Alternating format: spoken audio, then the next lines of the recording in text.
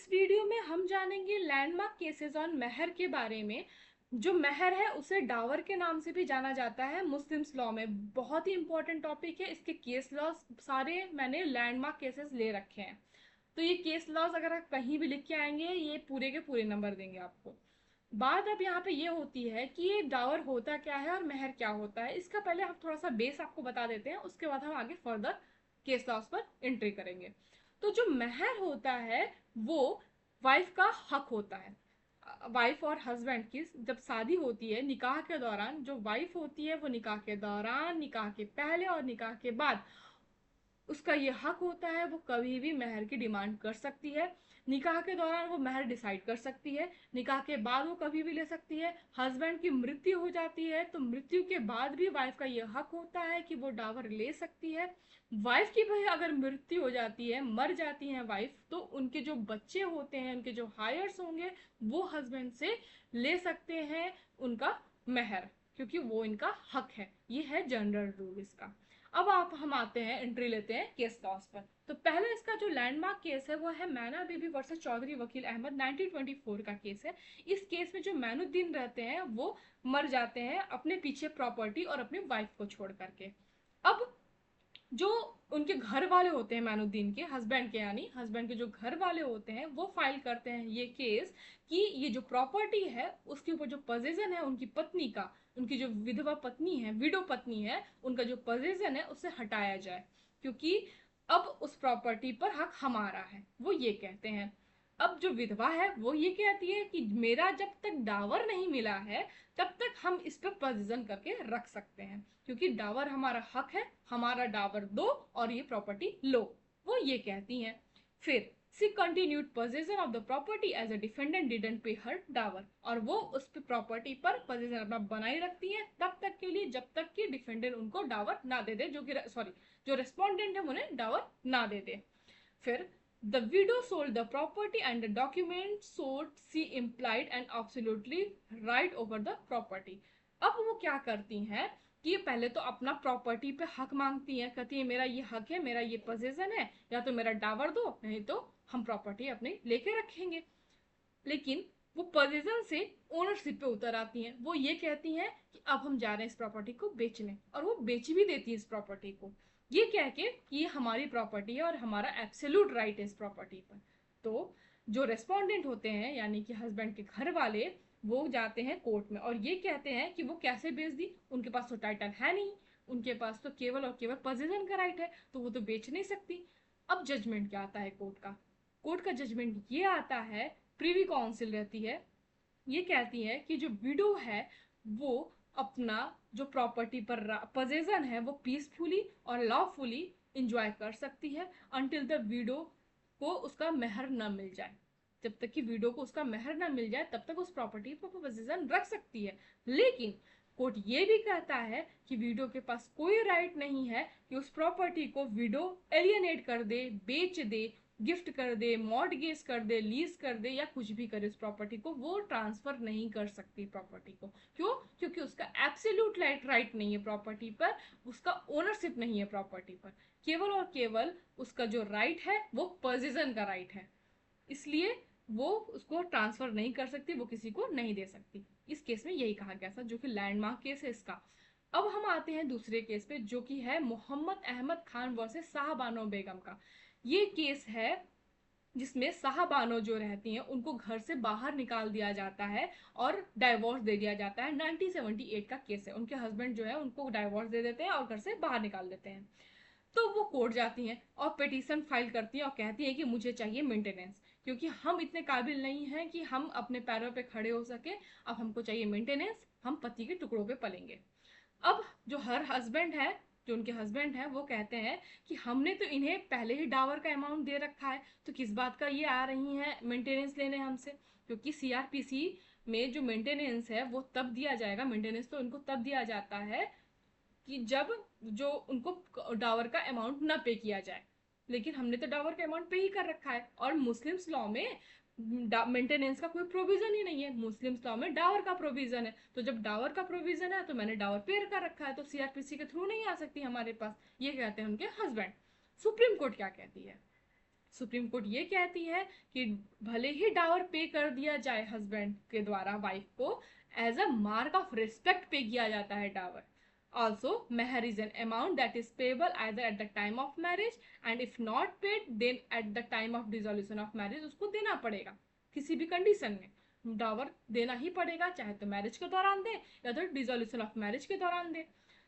Court ये भी कहती है कि जो यहाँ पे विमेन है वो इंटाइटल है मेंटेनेंस के लिए अंडर सीआरपीसी 125. भले ही आपने डावर का अमाउंट दे रखा है, इसका मतलब ये नहीं है कि आप पल्ला झाड़ लेंगे और ये कहेंगे कि हम उनको मेंटेनेंस का अमाउंट नहीं दे सकते. तो उनको मेंटेनेंस का अमाउंट आपको देना ही पड़ेगा. नेक्स्ट केस है हकीम मसीहुद्दीन वर्सेस अब्दुल वाहिद का 2010 का, मतलब 2010 का, 2010 का.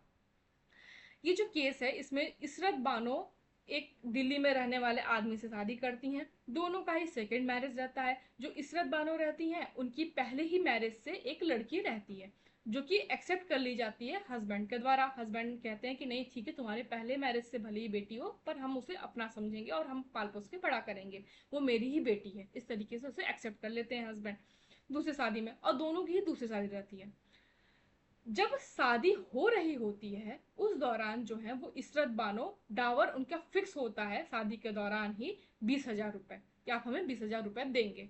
इशरत बानो पूरी पूरी जिंदगी निकल जाती है 20,000 रुपए मांगते मांगते हस्बैंड से, लेकिन उनके हस्बैंड उन्हें 20,000 रुपए नहीं दे पाते, उन्हें 20,000 रुपए नहीं मिलता.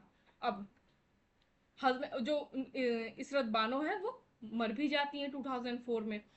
तो जो उनकी डॉटर है, जो उनके हायर्स हैं, वो आते हैं भाई हस्बैंड से पैसा मांगने कि अब मेरी पत्नी तो तुमसे मेरी माँ तो तुमसे पैसा मांगते मांगते मर गई, तुमने दिया नहीं, उनका डावर का अमाउंट जो उनका हक था वो तुमने दिया नहीं, अब मुझे चाहिए उनका हक क्योंकि मैं उनकी बेटी हूँ.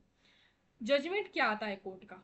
कोर्ट का ये जजमेंट आता है कि कोर्ट उन्हें 20,000 रुपए दिलवाती है उनकी बेटी को, और विथ फ्यूचर इंटरेस्ट के साथ 6% पर एनम के. देख रहे हैं किस तरीके से यहाँ पर कोर्ट जो है वो मेहर को इम्पोर्टेंस दे रही है. कोर्ट ने सारे ही केसेस में मेहर को कितना ज्यादा इम्पोर्टेंस दिया है. पति ना रहे तब भी मेहर मिलेगा, पत्नी ना रहे तब भी मेहर मिलेगा. मेहर जो है वो हायर्स को भी मिल सकता है, मेहर दे दिया गया है तो भी मेंटेनेंस दिया जाएगा वाइफ को. इस तरीके का सारे केस आपको बता रहे हैं चीजें. अब है बीना वर्सेस बी मोहम्मद 2015 का केस है. द पेटिशनर क्रिश्चियन, पेटिशनर जो है वो क्रिश्चियन रहते हैं बिफोर मैरिज, लेकिन वो कन्वर्ट हो जाती है इस्लाम में और शादी कर लेती है डिफेंडेंट से. फिर ये भी सेकेंड वाइफ रहती है, उनकी सेकेंड मैरिज रहता है उनका. Time of marriage the respondent agreed to pay 10 sovereigns of gold ornament as a dower. अब यहाँ पे उन लोग में ये होता है कॉन्ट्रैक्ट, मैरिज के दौरान ही ये कॉन्ट्रैक्ट होता है कि हम आपको इतना अमाउंट गोल्ड के ऑर्नामेंट्स देंगे, इनके में डिसाइड हो जाता है. The petitioner was divorced by her husband and the dower was not paid to her at the time of dissolution of marriage.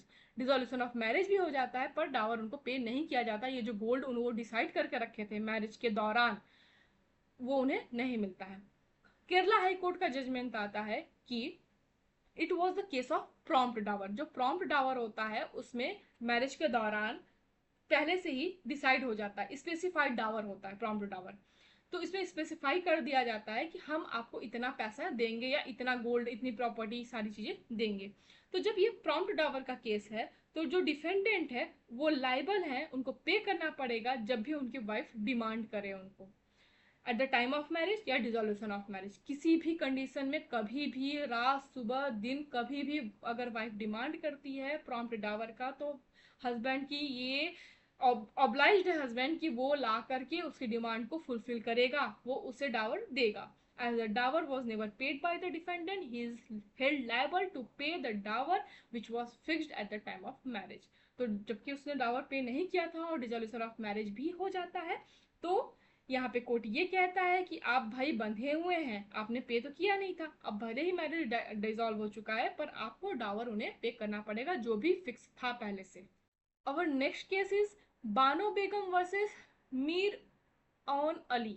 अब देखिए इसके केस में प्रोनाउंसिएशन में थोड़ा इधर उधर हो जाए तो उतना आप मैनेज कर सकते हैं. 1907 का ये केस है जिसमें बॉम्बे हाई कोर्ट ने ये कहा था, बॉम्बे हाई कोर्ट ने ये बताया कि अगर जो विधवा है वो उसे अगर हक महर नहीं मिलता है, उसका पति मर चुका है या डाइवोर्स है या विधवा है, किसी भी सिचुएशन में अगर उसका हक महर उसे नहीं मिल रहा है, तो कोर्ट जो है वो दस the court will be under obligation, court के ऊपर ऑब्लिगेशन है। देख रहे हैं हक महर कितना इंपॉर्टेंट है मुस्लिम लॉ में, कि जो कोर्ट है वो ऑब्लाइज्ड है इस बात को लेकर के कि वो पास करेगी ऑर्डर कि उसका जो भी हक महर है उसकी रिकवरी हो, जितना भी मेंशन है निकाह नामा में, मतलब कि प्रॉम्प्ट डावर जो है वो उसे मिले।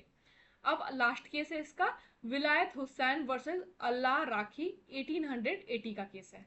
ये भी बहुत इंपॉर्टेंट केस है, इसमें कुछ आपको नई बात जानने को मिलेगी, ये कि कोर्ट ये कहती है even after the consummation of marriage, marriage में कंज्यूमेशन हो जाता है, उसके बाद अगर जो हस्बैंड है वो हक महर वाइफ को नहीं दे पा रहा है, तो इस ग्राउंड पे क्योंकि वाइफ को हक महर नहीं मिल पाया है, तो वाइफ जो है वो रिफ्यूज कर सकती है, अपने मैरिटल ऑब्लिगेशन को फुलफिल नहीं करेगी। वो कहेगी कि जब तक मेरा हक महर हमें नहीं मिलेगा तब तक हम मैरिटल ऑब्लिगेशन को फुलफिल नहीं करेंगे।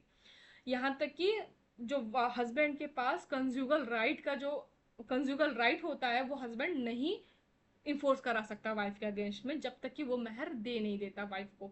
वाइफ जो है वो कहेगी कि हम आपके घर में नहीं रहेंगे, कंज्यूमेशन नहीं करेंगे, मैरिटल ऑब्लिगेशन को फुलफिल नहीं करेंगे। वाइफ यहाँ पे कुछ भी कर सकती है, कोई भी प्रॉपर्टी पर अपना पोजीशन बना लेगी और ये कहेगी कि पहले मेरा हक महर दो, तब ये पोजीशन छुड़वाओगे या हम मैरिटल ऑब्लिगेशन को फुलफिल करेंगे।